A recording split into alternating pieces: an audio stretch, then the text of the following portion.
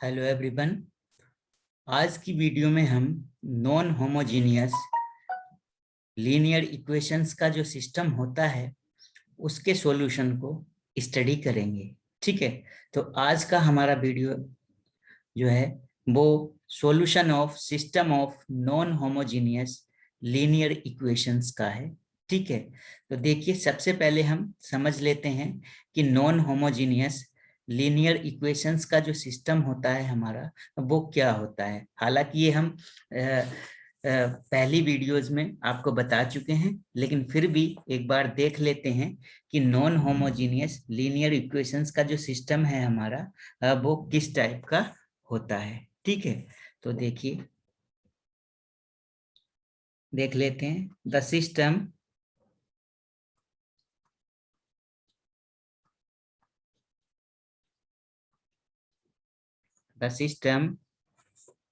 ax equal to b is known as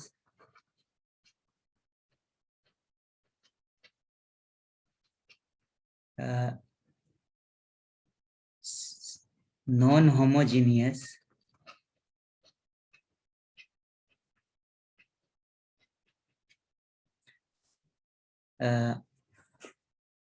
system of linear equations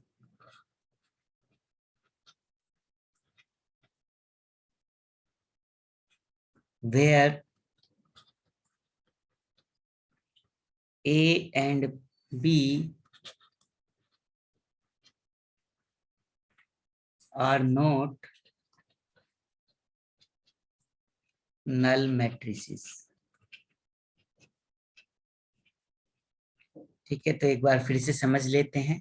तो आपका ये जो सिस्टम होता है ए एक्स इक्वल टू बी, ये मैट्रिक्स फॉर्म है किसकी? System of non homogeneous linear equations की। ठीक है, तो इसमें जो आपका ए है ये मैट्रिक्स होती है कोफिशिएंट मैट्रिक्स,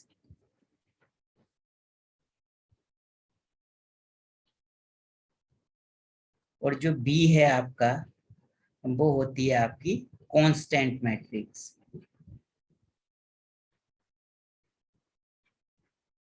और जो एक्स है ये मैट्रिक्स होती है आपकी मैट्रिक्स ऑफ अननोन्स, या आप बोल सकते हैं वेरिएबल मैट्रिक्स। ठीक है, तो ये सिस्टम होता है आपका नॉन होमोजीनियस लीनियर इक्वेशंस का। और यहाँ पर ए और बी ये जो हैं ये नल मैट्रिक्स नहीं होने चाहिए। ठीक है, बिकॉज अगर बी नल मैट्रिक्स हो जाता है तो तब तो ये जो सिस्टम है ये होमोजीनियस लीनियर इक्वेशंस का सिस्टम बन जाता है, जो कि हम पहले स्टडी कर चुके हैं। ठीक है, तो यहाँ पर जो आपको सिस्टम गिवन होगा वो ए एक्स इक्वल टू बी की फॉर्म में होगा, जो कि मैट्रिक्स फॉर्म है नॉन होमोजीनियस लीनियर इक्वेशंस के सिस्टम की। ठीक है, तो अब इस सिस्टम को आपको सोल्व करना होगा। सिस्टम को सोल्व करने का मतलब है ये जो एक्स मैट्रिक्स है आपका, जो जिसमें वेरिएबल्स होंगे, तो इसमें जितने भी वेरिएबल्स होंगे उन सभी वेरिएबल्स की वैल्यूज को फाइंड करना ही क्या बोला जाता है? सिस्टम का सॉल्यूशन बोला जाता है। ठीक है, अब जो हमने होमोजीनियस सिस्टम को स्टडी किया था, तो होमोजीनियस सिस्टम जो था वो हमेशा कंसिस्टेंट होता है, मतलब उसका सॉल्यूशन आपको सभी कंडीशंस में मिलता है। लेकिन जो नॉन होमोजीनियस सिस्टम होता है इसमें आपको कुछ कंडीशन में सॉल्यूशन नहीं मिलता है। ठीक है, तो कहने का मतलब नॉन होमोजीनियस लीनियर इक्वेशंस का जो सिस्टम है आपका वो कंसिस्टेंट भी हो सकता है और इनकंसिस्टेंट भी हो सकता है, मतलब उसका सॉल्यूशन आप फाइंड भी कर सकते हैं और ऐसी भी कंडीशन होगी कि जहां पर आप सॉल्यूशन फाइंड नहीं कर पाएंगे। ठीक है, तो ये सिस्टम है आपका। अब इसे सोल्व करने का, इस सिस्टम को सोल्व करने का क्या वर्किंग रूल है, उस वर्किंग रूल को हम देख लेते हैं। तो वर्किंग रूल देखेंगे हम। नॉन होमोजीनियस सिस्टम को सोल्व करने के लिए। ठीक है, तो सबसे पहला स्टेप होगा हमारा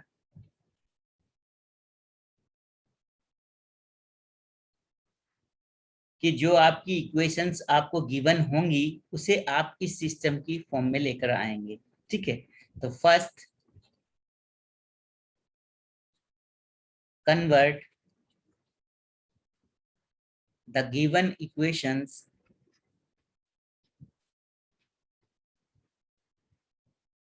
in matrix form, that is ax equal to b। तो सबसे पहले आप सिस्टम को मैट्रिक्स फॉर्म में कन्वर्ट कर लेंगे जो इक्वेशंस आपको गिवन होंगी। ठीक है, उसके बाद नेक्स्ट स्टेप को देखते हैं। फिर आपको एक आर्गुमेंटेड मैट्रिक्स कंस्ट्रक्ट करना है। Construct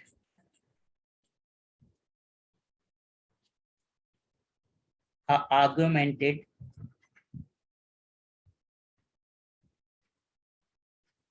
matrix.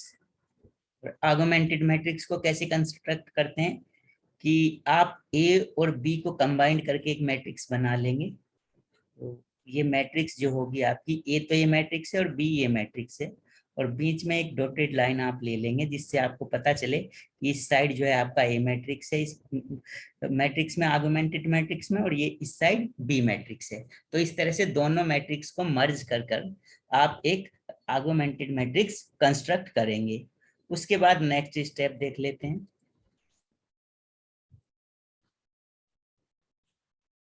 अब नेक्स्ट स्टेप में आपको ये जो आर्गुमेंटेड मैट्रिक्स है इसको अपर ट्रायंगुलर फॉर्म या जिसको हम एक्लन फॉर्म भी बोलते हैं उसमें कन्वर्ट कर लेंगे, उसमें रिड्यूस कर लेंगे। ठीक है, तो आप लिख सकते हैं next step, reduce the matrix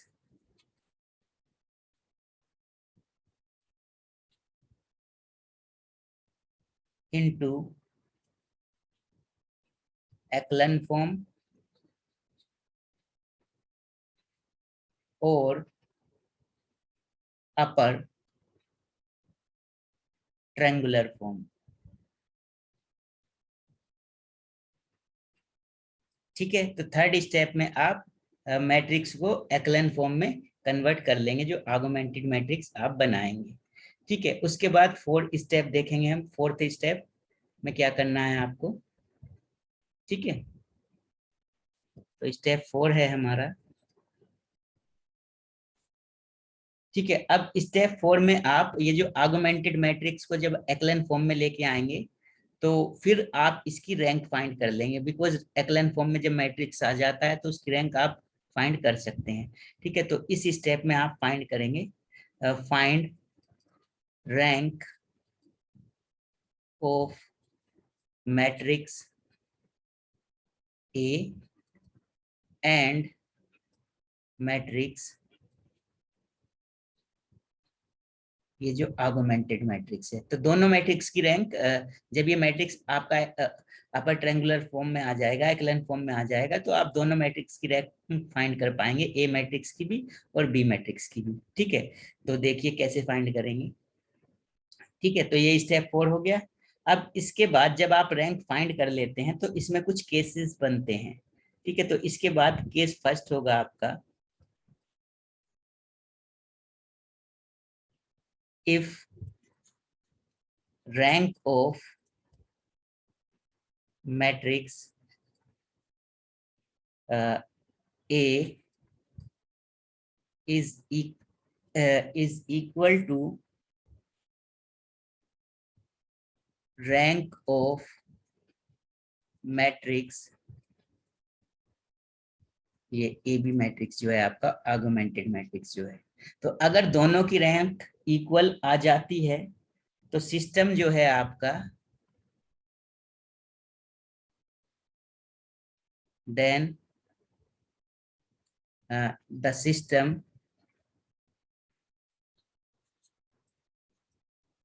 is consistent। ठीक है, अगर दोनों की रैंक इक्वल आती है तभी आपका सिस्टम कंसिस्टेंट होगा, मतलब तब उस केस में आप जो सॉल्यूशन है सिस्टम का वो फाइंड कर पाएंगे। ठीक है, ठीक। अब इसमें भी आपके दो केसेस बनेंगे। ठीक है, ठीक है, क्या केस बनेगा अब इसमें कि if rank of matrix A equal to rank of matrix A B, जो आर्गुमेंटेड मैट्रिक्स है आपका, equal to number of unknowns. Unknowns means जो वेरिएबल्स होंगे उन्हें काउंट करेंगे इक्वेशन में कितने। ठीक है, तो देखिए भाई, रैंक तो इक्वल है मैट्रिक्स ए की, और मैट्रिक्स जो ये आर्गुमेंटेड है, तो जब रैंक इक्वल होती है तो सिस्टम तो कंसिस्टेंट होता है, यानी सॉल्यूशन तो मिलेगा आपका। अब ये जो रैंक है ये नंबर ऑफ अननोन्स के इक्वल है। सपोज इक्वेशंस में वेरिएबल्स हैं 3, तो रैंक ए की भी 3 आती है, और जो आर्गुमेंटेड मैट्रिक्स है उसकी भी 3 आती है, तो ये केस बन जाता है तब। ठीक है, मैंने एक एग्जांपल लिया 3 रैंक का। ठीक है, तो अगर ये कंडीशन है तो सिस्टम कंसिस्टेंट तो है।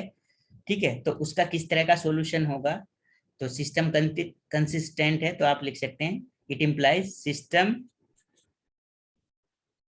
Is consistent and has unique solution. ठीक है, तो सिस्टम आपका कंसिस्टेंट होगा और उसका जो सॉल्यूशन होगा वो यूनिक होगा। ठीक है, मतलब एक ही सॉल्यूशन आपको मिलेगा, एक से ज्यादा सॉल्यूशन नहीं मिलेगा। ठीक है, तो इसमें केस फर्स्ट में एक ये पॉइंट मिला आपको। अब इसमें ए पॉइंट बोल सकते हैं आप इसे। बी पॉइंट में क्या होगा, if rank of matrix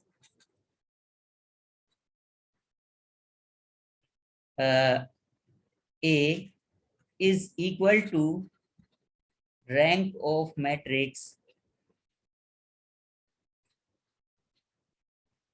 A B, जो आर्गुमेंटेड मैट्रिक्स है, is not equal to number of unknowns. ठीक है, तो नंबर ऑफ अननोन्स के इक्वल नहीं है रैंक यहाँ पर। ठीक है, तो देखिए रैंक ए की रैंक और ए बी की रैंक, रैंक तो दोनों की इक्वल है, तो इसका मतलब सिस्टम तो कंसिस्टेंट होगा, सॉल्यूशन तो आपको मिलेगा। लेकिन नंबर ऑफ अननोन्स के इक्वल नहीं है, तो जो सॉल्यूशन है, सॉल्यूशन तो मिलेगा क्योंकि सिस्टम कंसिस्टेंट है, लेकिन सॉल्यूशन कैसा मिलेगा आपको, इनफाइनाइट नंबर ऑफ सॉल्यूशन मिलेंगे, एक से ज्यादा सॉल्यूशन आपको मिलेंगे। ठीक है, तो आप लिख सकते हैं इस केस में system is consistent and has a infinite number of solutions। ठीक है, तो उसमें आपके जो सॉल्यूशंस होंगे वो बहुत सारे सॉल्यूशन मिलेंगे आपके। ठीक है, तो ये केस फर्स्ट हमने लिया। अब इसके बाद हम केस सेकंड को डिस्कस करेंगे।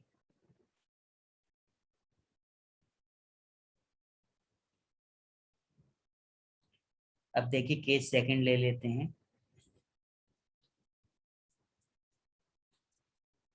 केस सेकंड में क्या होगा, if rank of matrix A is not equal to rank of matrix A B, ये जो आर्गुमेंटेड मैट्रिक्स है। अब आपने देखा एक्लन फॉर्म में लाने के बाद ए बी मैट्रिक्स को कि रैंक दोनों मैट्रिसेस की इक्वल नहीं आती हैं, तो इस केस में आपका जो सिस्टम होगा, देन द सिस्टम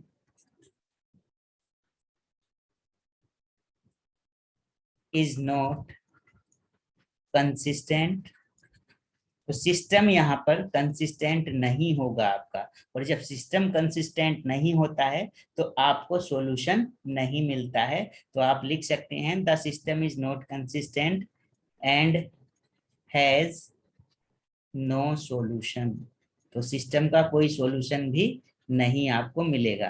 तो ठीक है, आप जब रैंक फाइंड करेंगे तो आप देख लेंगे कि अगर ए और बी की रैंक इक्वल नहीं आती है तो सिस्टम को कंसिस्टेंट, आप बोल देंगे कि सिस्टम कंसिस्टेंट नहीं है, कोई सॉल्यूशन नहीं होगा उसका। और अगर रैंक इक्वल आती है तब आपको ए केस और बी केस को डिस्कस करना पड़ेगा कि वो नंबर ऑफ अननोन्स के इक्वल है या नंबर ऑफ अननोन्स के इक्वल नहीं है। ठीक है, तो ये था वर्किंग रूल सॉल्यूशन फाइंड करने का नॉन होमोजीनियस इक्वेशंस के लिए। ठीक है, अब इस पर हम एक प्रॉब्लम ले लेते हैं और समझेंगे कि उसका सॉल्यूशन हम कैसे करेंगे। ठीक है, तो कंसेप्ट को समझेंगे अब हम प्रॉब्लम की हेल्प से। ठीक है, तो इस पे एक प्रॉब्लम ले लेते हैं हम।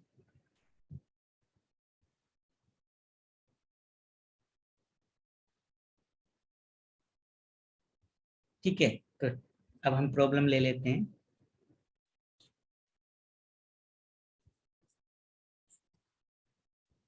Check if the following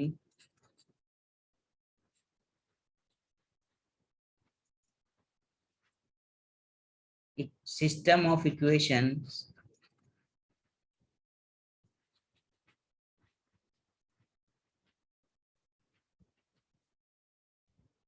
is consistent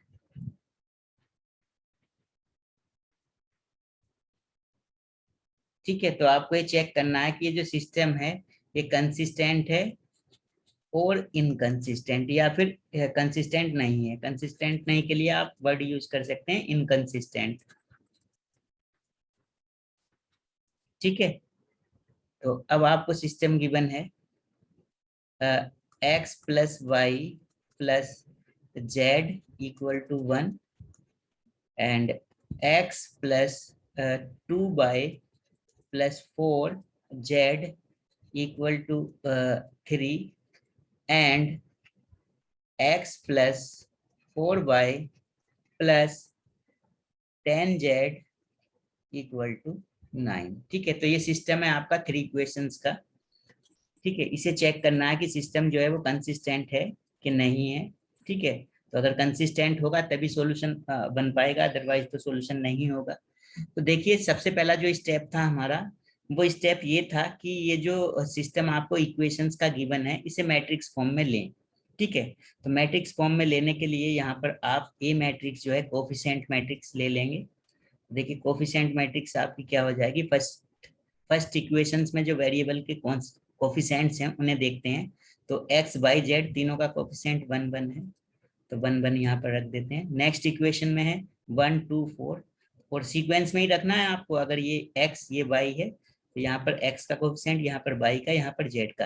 अगर x नहीं होता सेकंड इक्वेशन में मान लो तो यहाँ पर 0 लिखते फिर हम। ठीक है, तो देखिए, तो ये यहाँ पर हो जाएगा 1 2 4, और थर्ड इक्वेशन में x का कोफिशिएंट है 1, y का 4 और z का 10। तो ये हो गई आपकी कोफिशिएंट मैट्रिक्स। ठीक है, अब उसके बाद आप वेरिएबल मैट्रिक्स जो कैपिटल एक्स लेते हैं आप, तो कितने अननोन्स हैं इसमें, कितने वेरिएबल्स हैं, 3, एक्स वाई जेड, ये एक कॉलम मैट्रिक्स आप बना लेते हैं। ठीक है, उसके बाद आप बी मैट्रिक्स लेते हैं जो कि कांस्टेंट मैट्रिक्स होती है। तो देखिए, फर्स्ट इक्वेशन में कांस्टेंट क्या है आपका 1, तो ये 1।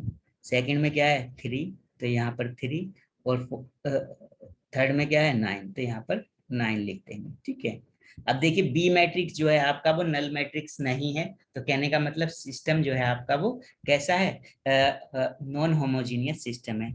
अब सिस्टम आपका किस तरह से बन जाएगा, ए एक्स इक्वल टू बी। ठीक है, ये कैसा सिस्टम है, सिस्टम ऑफ नॉन होमोजीनियस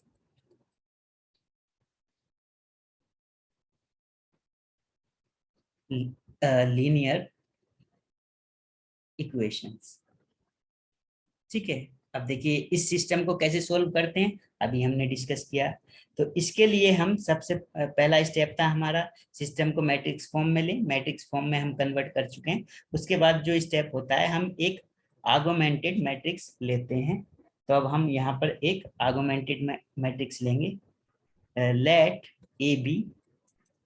ये जो मैट्रिक्स होता है ए बी, कैसे कंस्ट्रक्ट करेंगे, देखिए ए मैट्रिक्स जो है ये 1 1 1 1 2 4 और 1 4 10 और इसे मर्ज कर देते हैं बी मैट्रिक्स के साथ, तो बी मैट्रिक्स है आपका 1 3 9 और बीच में एक हम डॉटेड लाइन यहाँ पर यूज कर लेते हैं जिससे हमें पता रहे कि इसके लेफ्ट में ए मैट्रिक्स है और राइट में बी मैट्रिक्स है और ये टोटल जो है ये ए बी मैट्रिक्स है। तो इस मैट्रिक्स को बोलते हैं हम आर्गुमेंटेड मैट्रिक्स, मेंटेड मैट्रिक्स।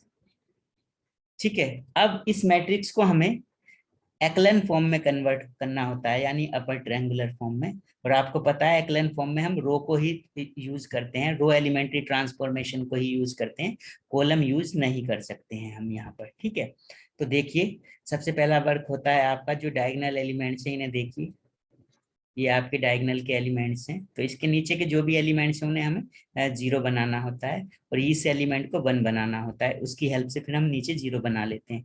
तो ये तो ऑलरेडी 1 है, अब इस 1 के नीचे 2 1 और हैं, ये इन्हें भी आपको 0 करना है। तो देखिए कैसे करेंगे, R2 को चेंज कर दीजिए आप, R2 माइनस R1 और साथ के साथ इस 1 को भी 0 बना लीजिए, तो ये R3 में है, तो R3 को चेंज कर दीजिए R3 माइनस R1 में। ठीक है, तो अब देखिए, अब ये जो मैट्रिक्स हो जाएगी आपको, इसमें यहाँ पर ये सिंबल यूज करते हैं आप इक्वल की जगह। ठीक है, इसके सिमिलर हो जाएगी। तो देखिए फर्स्ट रो तो एज इट इज रहेगी, इसमें कोई ऑपरेशन नहीं लगा। ठीक है, अब देखिए सेकेंड रो को हम चेंज करेंगे R2 माइनस R1, तो 1 से बन जाएगी 0, 2 से बन जाएगी 1, 4 से बन जाएगी 3 और 3 से बन जाएगा तो 2। अब इसी तरह से R3 माइनस R1 कर लेते हैं R3 के लिए, तो 1 माइनस 1 0, 2 4 माइनस 1 3, 10 माइनस 1 9 और 9 माइनस 1 8। ठीक है, यहाँ पर भी एक डॉटेड लाइन आप ले सकते हैं। ठीक है, तो अब डायगोनल एलिमेंट्स को देखिए, ये फर्स्ट रो का फर्स्ट एलिमेंट, सेकंड का सेकंड, थर्ड का थर्ड। अब डायगोनल के नीचे ये 3 एक ऐसा एलिमेंट है, ये डायगोनल अगर आप देखें कि जो नॉन जीरो है। ठीक है, तो इसे भी 0 बनाएंगे, तो कौन सी रो में है, थर्ड रो में, तो थर्ड रो को यूज करेंगे आप ऑपरेशन में। तो R3 को चेंज कर सकते हैं आप R3 माइनस 3 R2, यहाँ पर 3 से मल्टीप्लाई करके जब माइनस करेंगे तो 0 हो जाएगा ये, तो यहाँ पर लिख लेते हैं। देखिए, ठीक है, तो अब ये ऑपरेशन यूज करेंगे हम यहाँ पर। तो देखिए यहाँ पर आप लिख सकते हैं,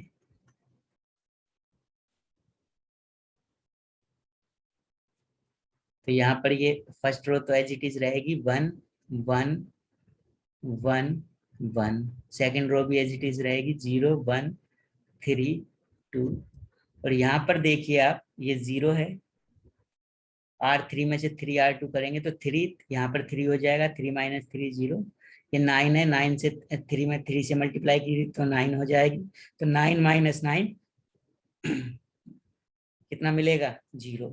यहाँ पर आपका कितना है 8 और यहाँ पर आपने 3 से मल्टीप्लाई की तो 3 2 जा 6, 8 से 6 जाएगा तो कितना बचेगा 2। ठीक है, ये यहाँ पर डॉटेड लाइन आप ले सकते हैं। अब देखिए डायगोनल है आपका, फर्स्ट का फर्स्ट, सेकंड का सेकंड और थर्ड रो का थर्ड, इसे ज्वाइन किया तो डायगोनल बना। अब डायगोनल से नीचे के जो भी एलिमेंट्स हैं वो सभी 0 हो चुके हैं, तो मैट्रिक्स जो है आपका वो एक्लन फॉर्म में कन्वर्ट हो गया है। ठीक है, अब एक्लन फॉर्म में जब कन्वर्ट हो जाता है मैट्रिक्स, तो रैंक देखते हैं हम किसकी, rank of matrix A matrix की रैंक जब देखेंगे हम तो इस मैट्रिक्स को हाइड कर लेंगे, ये जो बी मैट्रिक्स है। ठीक है, तो बी मैट्रिक्स को हाइड कर लेंगे तो ये मैट्रिक्स कुछ इस तरह से दिखाई देगा आपको, 1 1 0 1 3 0 0 0, यही तो ए मैट्रिक्स बनेगा अगर बी को आप यहाँ से हाइड कर देंगे, बिकॉज ये राइट साइड में इस डॉटेड लाइन के बी है, तो ये ए मैट्रिक्स है। अब बताइए इसकी रैंक कितनी है, नॉन जीरो रो देखेंगे इसमें हम, तो ये तो 0 रो है, इसे छोड़ दीजिए, ये बाकी की दो जो रो हैं वो नॉन जीरो हैं, तो नॉन जीरो रो इसमें कितनी हुई 2, तो इस मैट्रिक्स की रैंक हो गई 2। अब आपको रैंक देखना है किसका, रैंक ऑफ मैट्रिक्स, ये जो आर्गुमेंटेड मैट्रिक्स है ए बी, इसकी रैंक देखेंगे। तो जब इसकी रैंक देखेंगे तो उस केस में तो आप इस पूरे मैट्रिक्स को देखेंगे, मतलब इस तरह से देखेंगे आप 1 1 1 1 0 1 3 2 0 0 0 2, तो इस तरह से देखेंगे मैट्रिक्स को। अब इसकी रैंक देखनी है तो देखिए ये भी नॉन जीरो रो नहीं है क्योंकि यहाँ पर भी 2 है, तो ये भी सॉरी ये भी जीरो रो नहीं है, ये भी नॉन जीरो रो है क्योंकि यहाँ पर 2 है। ये भी नॉन जीरो रो है क्योंकि इसमें सभी एलिमेंट जीरो नहीं है, ये भी नॉन जीरो रो है। तो टोटल नॉन जीरो रोज कितनी है आपकी इसमें, 3, तो इसकी रैंक कितनी आ गई 3। अब नंबर ऑफ वेरिएबल्स की बात तो हम तब करते हैं, नंबर ऑफ अननोन्स की बात जब रैंक इक्वल आ जाती है। अब हमने देखा यहाँ पर कि rank of matrix A is not equal to rank of matrix A B. ठीक है, तो हमने दोनों मैट्रिक्स की रैंक को देखा और दोनों मैट्रिसेस की जो रैंक है वो आपको इक्वल नहीं मिली, एक की रैंक 2 मिली और एक की रैंक आपको 3 मिली। ठीक है, तो ऐसे केस में क्या होता है कि जो सिस्टम होता है आपका वो कंसिस्टेंट नहीं होता है। तो आप लिख सकते हैं the given system is not consistent, that is system is inconsistent. System कैसा आपका, इनकंसिस्टेंट है। ठीक है, और जब सिस्टम इनकंसिस्टेंट होता है तो कोई भी सॉल्यूशन नहीं होता है सिस्टम का। ठीक है, तो देखिए आपने एक प्रॉब्लम ली है homogeneous system, non homogeneous system पर, और इसे सोल्व किया। तो इसमें आपने पाया कि जो आपको सिस्टम गिवन था वो कैसा सिस्टम था, वो एक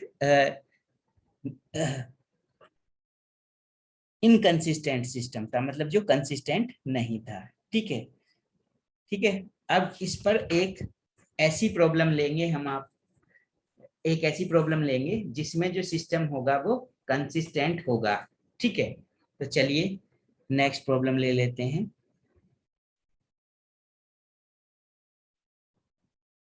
नेक्स्ट प्रॉब्लम ले लेते हैं। ठीक है, तो नेक्स्ट प्रॉब्लम यहाँ पर हम लेंगे। ठीक है,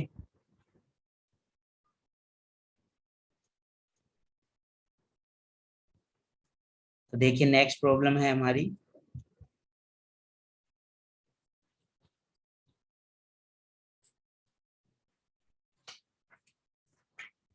test for consistency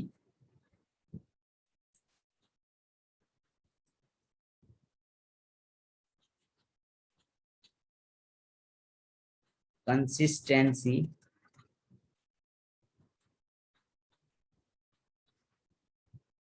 and solve the following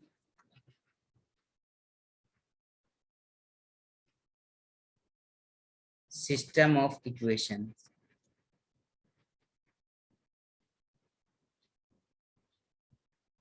ठीक है, तो देखिए क्या सिस्टम आपको गिवन है यहाँ पर इक्वेशंस का, 2x minus y plus 3z equal to 8। Second equation है आपकी -x plus 2y plus z equal to 4। And third equation है 3x plus y minus 4z equal to 0। ठीक है, अब इस सिस्टम को आपको सोल्व करना है। सोल्व कब हो पाएगा, अगर सिस्टम कंसिस्टेंट हुआ तब। ठीक है, तो पहले तो चेक करना पड़ेगा कि कंसिस्टेंट है कि नहीं है। ठीक है, तो देखिए सबसे पहले इसे मैट्रिक्स फॉर्म में लेंगे, तो यहाँ पर जो ए मैट्रिक्स हो जाएगी, कोफिशिएंट मैट्रिक्स, वो हो जाएगी 2 -1 3, बिकॉज फर्स्ट इक्वेशन में एक्स वाई जेड के जो कोफिशिएंट है वो हमने इस तरह से लिख लिए। इसी तरह से सेकंड इक्वेशन की बात करेंगे तो एक्स का कोफिशिएंट -1, वाई का 2 और जेड का 1। थर्ड इक्वेशन में एक्स का कोफिशिएंट 3, वाई का 1 और जेड का -4। ठीक है, और एक्स जो मैट्रिक्स है आपका, जो वेरिएबल मैट्रिक्स है तो उसमें कितने वेरिएबल्स हैं, एक्स वाई और जेड, 3 वेरिएबल्स आपको यहाँ गिवन है इक्वेशंस में। और बी मैट्रिक्स जो होती है आपकी वो कांस्टेंट मैट्रिक्स होती है। तो देखिए फर्स्ट इक्वेशन में कांस्टेंट कितना है 8, सेकंड में 4 और थर्ड में 0। तो यहाँ पर भी बी जो है एक नल मैट्रिक्स नहीं है, यानी जो सिस्टम है आपका वो किस टाइप का है, ए एक्स इक्वल टू बी। और ये कैसा सिस्टम है, इट इज आप लिख सकते हैं it is non homogeneous system of equations, तो आप लिख सकते हैं इसे। ठीक है, अब देखिए इसे सोल्व करना है तो फर्स्ट स्टेप आपका क्या होगा कि आप जो मैट्रिक्स ए है और बी है, जो आपने ए और बी यहाँ पर मैट्रिक्स कंस्ट्रक्ट किया, उससे आप एक आर्गुमेंटेड मैट्रिक्स कंस्ट्रक्ट करेंगे। तो लेट ए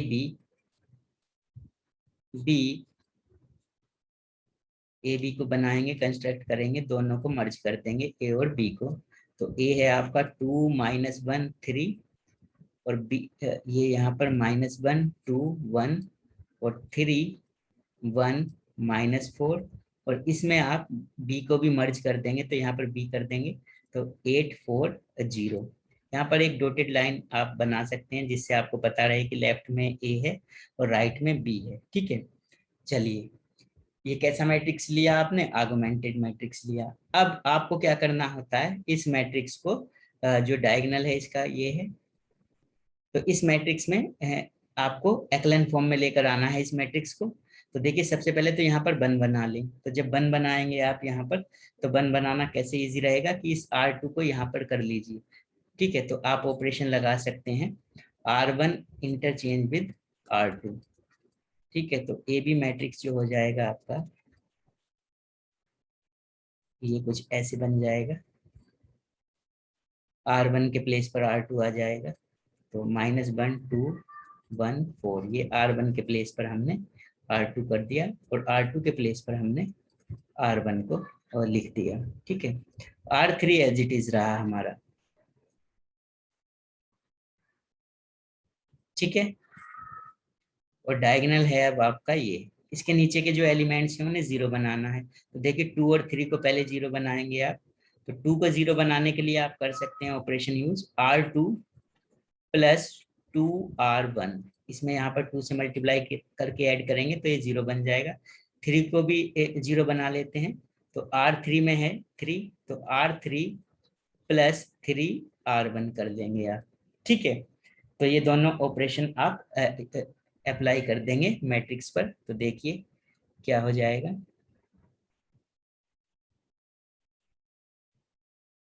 ठीक है, तो ए बी मैट्रिक्स होगा आपका फिर,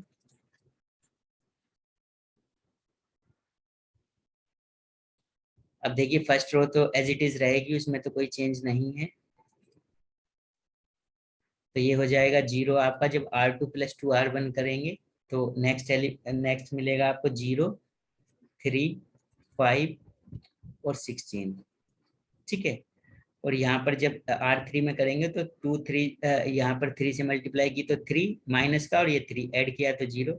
यहाँ पर देखिए 2 है तो 2 में मल्टीप्लाई करी 3 से तो 3 2 जा 6, और एक ये 1 यहाँ पर है आपका, तो कितना हो जाएगा 7। ठीक है, तो उसके बाद देखिए यहाँ पर मिलेगा आपका -1, क्योंकि -4 और यहाँ पर 3 ऐड करेंगे आप तो -1, ये 0 और 4 3 जा 12, तो यहाँ पर मिल जाएगा आपका 12। ठीक है, तो ये डायगोनल है मैट्रिक्स का, फर्स्ट रो का फर्स्ट, सेकंड का सेकंड और थर्ड का थर्ड। अब डायगोनल से नीचे जो एलिमेंट्स है उसे देखेंगे कि ये जो एलिमेंट है 7, ये 0 नहीं है, तो इस 7 को आप 0 बनाना है। तो देखिए कैसे बनाएंगे, किसकी हेल्प से बनाएंगे, क्योंकि 7 के आगे एक 0 है, तो ऐसी रो में बनाएंगे जो इसका कोरोस्पोंडिंग एलिमेंट है 3 यहाँ पर, तो इसके आगे भी एक 0 है, तो इसकी हेल्प से बनाएंगे R2 और R3 के। ठीक है, तो कैसे बनाएंगे, तो देखिए यहाँ पर ऑपरेशन लगाने के लिए आप कैसे 0 बनाएंगे इसे। ठीक है, तो सबसे पहले तो ऐसा कर लीजिए कि ये जो 3 है इसे अगर 1 बना लें तो हम ये 7 को फिर 0 बना सकते हैं इजीली। अब 3 को जो है हम 3 से डिवाइड करें तो अपॉन में आ जाएगा, कैलकुलेशन थोड़ी सी टफ हो जाएगी। तो 3 को 1 बनाने के लिए हम क्या करते हैं, हम 7 को 1 बना लेते हैं 3 के जगह, ठीक है। तो 7 को 1 बना लेंगे, कैसे बनेगा, R3 इंटरचेंज R3 - 2 R2, यहाँ पर मल्टीप्लाई की हमने 2 से, तो 3 2 जा 6, वैसे 7 से माइनस करेंगे तो यहाँ पर 1 आ जाएगा R3 में, ठीक है। तो ये आपका मैट्रिक्स हो जाएगा कुछ इस तरह से, क्योंकि हमें अपॉन में लेकर आते तो फिर कैलकुलेशन थोड़ी सी टफ हो जाती, ठीक है। तो फर्स्ट रो तो एज इट इज। अब देखिए ये सेकंड भी एज इट इज। अब जो थर्ड रो है ये चेंज हो जाएगी, R3 - 2 R2, तो यहाँ पे 0, ये 7 7 यहाँ पर 2 से मल्टीप्लाई की तो 6 6 जाएगा 7 से, तो यहाँ पर 1, ये -1, और यहाँ पर 5 2 जा 10, -1 से गया 10, तो -11, इसी तरह से यहाँ पर हो जाएगा आपका -20, ठीक है, बिकॉज 12 में से आपका जाएगा 32, तो ठीक है, ये आपका डायगोनल है। अब देखिए, अब आप क्या करना है, इस को 1 को 0 बनाना है, तो 1 को 0 बनाने के लिए क्या करें कि भाई, एक तो काम हम ये कर सकते हैं कि ये जो 1 है आपका, इसे 0 बनाने के लिए आप इसे 3 को 1 बना लें, ठीक है। या फिर ऐसा कर लेते हैं, हम R2 और R3 को आपस में चेंज कर देते हैं। तो जब R2 और R3 को हम आपस में चेंज करेंगे, तो देखिए किस तरह से आपको मैट्रिक्स दिखाई देगी ये। तो ये मैट्रिक्स हो जाएगी आपकी, R1 तो एज इट इज रहेगा, -1 2 1 और 4, R2 के प्लेस पर R3 हो जाएगी, तो यहाँ 0, यहाँ -11, यहाँ 0, यहाँ 1, यहाँ -11, यहाँ -20, और ये हो जाएगा आपका 0 3 5 और ये 16, ठीक है भाई। अब डायगोनल देखें तो ये डायगोनल है। अब 3 को 0 बनाना है, बड़े इजीली आप 3 को 0 बना सकते हैं, R3 में है, तो R3 माइनस, यहाँ पर 3 से मल्टीप्लाई करिए और माइनस कर दीजिए, तो R3 - 3 R2, ये ऑपरेशन यूज कर लीजिए, यहाँ पर ये साइन आएगा, ठीक है।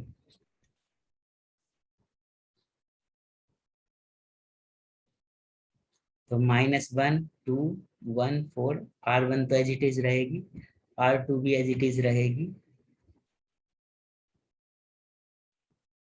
अब यहाँ पर देखिए ये जो है आपका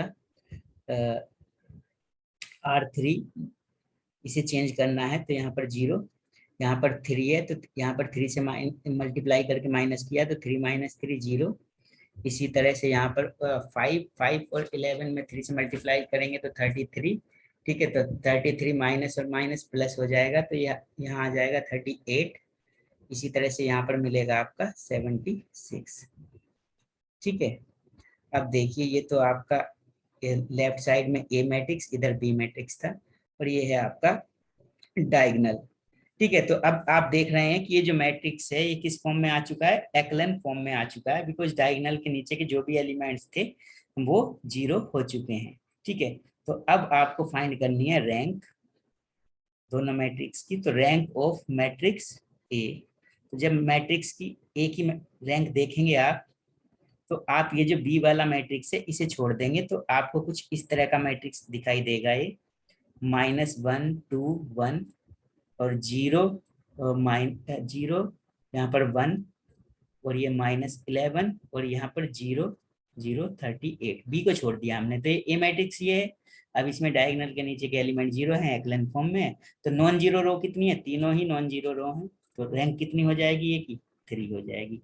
तो इस तरह से आप देख सकते हैं ए की जो रैंक है वो कितनी है, 3 है। अब रैंक आपको किसकी फाइंड करनी है, rank of matrix A B. अब इस टोटल मैट्रिक्स की रैंक देखनी है कितनी है, तो ये तो अगर देखेंगे तो इसमें भी ये तीनों नॉन जीरो रो हैं, तो कितनी रैंक है इसकी भी, 3, ठीक है भाई। तो अब आप लिख सकते हैं यहाँ पर रैंक ऑफ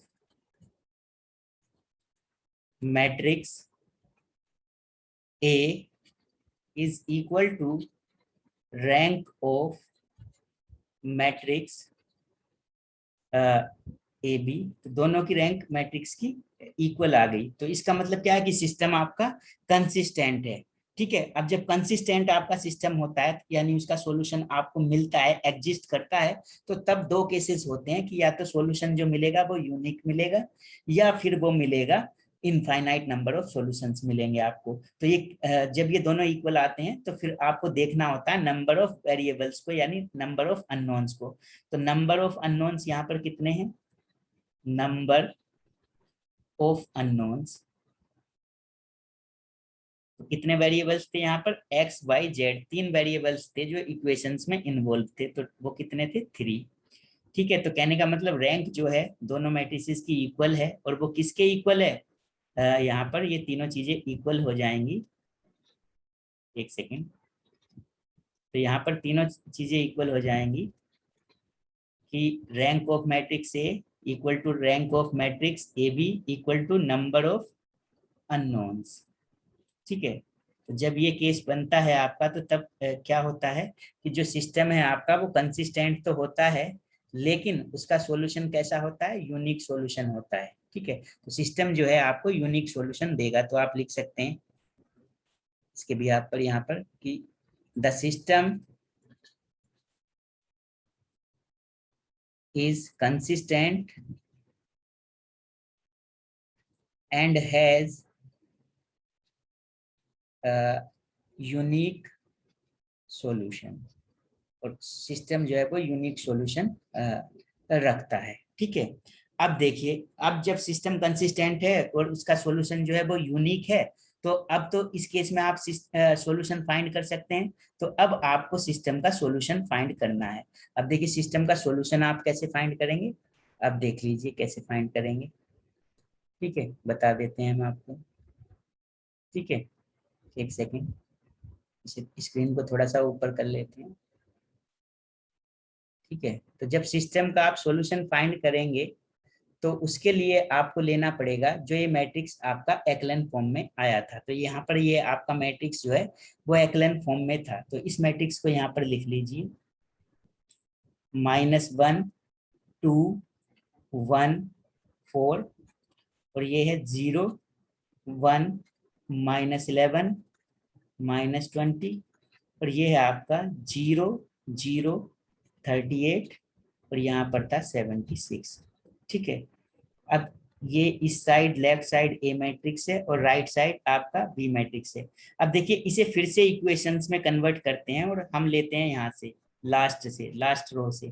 तो देखिए लास्ट रो की अगर बात करें हम, तो ये जो कोफिशिएंट है ये एक्स के कोफिशिएंट है, वाई के कोफिशिएंट है, जेड के, और ये किसकी किसकी वैल्यू है, बी की। तो अब आप इसे इक्वेशन में कन्वर्ट करेंगे तो देखेंगे आप 0x, तो लास्ट इक्वेशन को, लास्ट रो को देखें R3 को, तो R3 में x का कोफिशिएंट हो गया 0x, प्लस यहाँ पर 0y, प्लस यहाँ पर 38z इक्वल टू आ जाएगा आपका किसके, 76 के। ऐसी तो इक्वेशंस को आपने मैट्रिक्स में लिया था, या फिर आप देख सकते हैं यहाँ पर मल्टीप्लाई कर लीजिए एक्स वाई जेड की, और इस साइड मैट्रिक्स भी रख लीजिए, तो उससे भी आप कर सकते हैं। ठीक है, नहीं तो ये डायरेक्ट मेथड है, आप ऐसे कर सकते हैं कि आप क्या करेंगे, इस साइड जो ए मैट्रिक्स है उसमें से जो कोफिशिएंट्स लिए थे आपने उन्हें फिर से इक्वेशंस में बदलेंगे। ठीक है। तो ये इक्वेशंस में जब आपने बदली तो ये किसके इक्वल रहेगी, 76 के। तो देखिए x और y तो 0 है, तो यहाँ पर z की वैल्यू कितनी मिल जाएगी आपको, 38, z इज इक्वल टू मिला 76, तो z इज इक्वल टू मिला आपका 76/38। तो 38 से 76 को आप डिवाइड कर देते हैं, तो 38 से जब 76 को आप डिवाइड करते हैं तो कितना मिलता है, 2। तो z की वैल्यू तो आपको मिल चुकी है 2। ठीक है। तो आप यहाँ से चलते हैं ना, R3 से नीचे से चलते हैं इस मैट्रिक्स में, अब R2 पर आएंगे। तो जब अब R2 पर आएंगे तो R2 पर देखेंगे आप, इसे फिर से इक्वेशन में कन्वर्ट करें तो देखिए x को तो लेने की जरूरत नहीं है, 0 है उसका कोफिशिएंट, तो यहाँ से मिलेगा 1 इंटू वाई, तो कितना हो जाएगा 1 इंटू y, और यहाँ पर कितना है -11 इंटू जेड, तो यहाँ पर लिख सकते हैं आप -11 इंटू जेड इक्वल टू कितना है यहाँ पर, इक्वल टू है यहाँ पर -20 के, तो इक्वल टू -20। अब जेड की वैल्यू आपको ऊपर मिल चुकी है, तो ये जो वैल्यू है जेड की, ये इस इक्वेशन में पुट कर देंगे। तो आप लिख सकते हैं on putting the value of Z, Z की वैल्यू इसमें पुट कर दीजिए, तो y माइनस 11, जेड की वैल्यू कितनी थी 2, यहाँ पर 2 हो जाएगा माइनस 20। ठीक है, तो 11 टू जा माइनस, ये कितना हो जाएगा 22, और ये -20। अब ये 22 इस साइड चला जाएगा तो प्लस का हो जाएगा। अब 22 से अगर आप 20 माइनस करते हैं तो मिलता है आपको 2, तो y की जो वैल्यू है यहाँ पर वो भी कितनी मिल जाएगी 2। ठीक है, अब देखिए उसके बाद अब आपको किसकी वैल्यू फाइंड करनी है, x की। तो आपने ये दो इक्वेशंस बना ली हैं इन दोनों रोज को यूज करके। अब ये रो बचती है आपकी, तो इससे इक्वेशन बना लीजिए। तो यहाँ पर x का जो कोफिशिएंट है वो है -1, तो -1x। y का जो कोफिशिएंट है यहाँ पर वो 2 है, तो 2y। और यहाँ पर z का जो कोफिशिएंट है वो है 1, तो 1z इक्वल टू कितना 4 के। अब यहाँ पर आपको y और z इन दोनों की वैल्यू मिल चुकी है ऑलरेडी, तो यहाँ पर आप y और z की वैल्यू पुट कर देंगे। आप लिख सकते हैं on putting value of y and z, तो y और z की वैल्यू इसमें पुट कर दीजिए, तो कितना आएगा -x प्लस 2y, यानी 2 इंटू वाई कितना है 2, प्लस z यानी कितना है z 2 इक्वल टू 4। तो -x 2 2 जा कितना हो गया 4, और 2 कितना हो गया 6 इक्वल टू 4। तो देखिए -x इज इक्वल टू हो गया 4 - 6। ठीक है, तो ये -x की वैल्यू मिली है आपको कितना -2। माइनस से मल्टीप्लाई कर दीजिए बोथ साइड, तो कितना हो जाएगा x की वैल्यू मिल जाएगी आपको 2। तो ठीक है, इस तरह से आपके जो सिस्टम था उसका सॉल्यूशन आपको मिल चुका है। सिस्टम के सॉल्यूशन का मतलब क्या होता है कि जो उसमें वेरिएबल इन्वॉल्व हैं उनकी वैल्यूज को फाइंड करना। तो आप लिख सकते हैं यहाँ पर द सॉल्यूशन इज, सॉल्यूशन क्या है, x की वैल्यू मिली आपको 2, तो y की वैल्यू भी आपको 2 मिली थी यहाँ पर, और z की वैल्यू भी आपको मिली 2 मिली थी यहाँ पर। ठीक है, तो इस तरह से ये सॉल्यूशन हो जाएगा आपके सिस्टम का, बिकॉज सिस्टम जो था आपका वो कंसिस्टेंट था। ठीक है, तो आज की वीडियो में हमने डिस्कस किया कि नॉन होमोजीनियस लीनियर इक्वेशंस का जो सिस्टम होता है वो कब कंसिस्टेंट होता है और कब इनकंसिस्टेंट होता है। ठीक है, तो हमने उस पर उसका वर्किंग रूल देखा कि किस तरह से हम सोल्व करते हैं non homogeneous system of equations को, और उसमें हमने 2 प्रॉब्लम्स को भी डिस्कस किया, जिसमें एक प्रॉब्लम में तो सिस्टम हमारा इनकंसिस्टेंट था, मतलब उसका सॉल्यूशन नहीं फाइंड कर सकते थे आप, बिकॉज एग्जिस्ट नहीं करता था। और एक प्रॉब्लम हमने ऐसी ली जिसमें जो सिस्टम का सॉल्यूशन है वो एग्जिस्ट करता था, मतलब सिस्टम जो था वो कंसिस्टेंट था, और सिस्टम का जो सॉल्यूशन मिला आपको वो यूनिक सॉल्यूशन मिला। ठीक है, अब इसमें आपका एक केस बनता है कि जब सिस्टम जो है आपका कंसिस्टेंट तो होता है, लेकिन उसका जो सॉल्यूशन होते हैं वो इनफाइनाइट सॉल्यूशन होते हैं, मतलब नंबर ऑफ इनफाइनाइट सॉल्यूशन देता है आपका सिस्टम। तो वो हम नेक्स्ट वीडियो में डिस्कस करेंगे कि जब नॉन होमोजीनियस सिस्टम जो है आपको इनफाइनाइट नंबर ऑफ सॉल्यूशंस देता है तो उसे कैसे सोल्व करते हैं। ठीक है, प्रोसेस जो है लगभग यही रहेगा, बस थोड़ा सा चेंज होगा उसमें, तो वो नेक्स्ट वीडियो में डिस्कस करेंगे। और उसके साथ साथ कुछ और भी प्रॉब्लम्स हम ले लेंगे नॉन होमोजीनियस सिस्टम पर नेक्स्ट वीडियो में। ठीक है।